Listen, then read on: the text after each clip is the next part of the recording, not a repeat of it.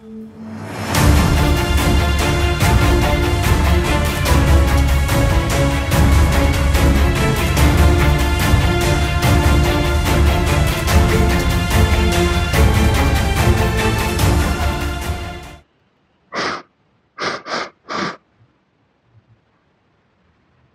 if we do this workout, we have to eat everyone, right?